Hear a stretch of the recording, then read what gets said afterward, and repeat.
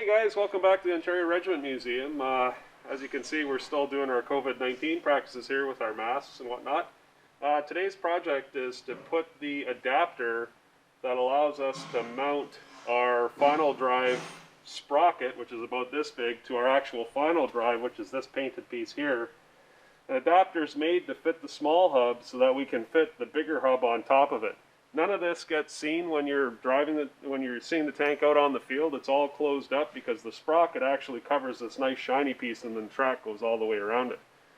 Little bit of work. We were replacing these final drives with a lower gear ratio one so that we get a little bit more torque. We don't need top speed in this thing. We do need power and we do need torque, so this is going to make a huge difference once we get the tracks back on. So if you're interested, keep watching. We'll have more videos to come with the track going back on the Panzer, and feel free to visit our website and our Facebook page, the Ontario Regiment Museum, and have a good day.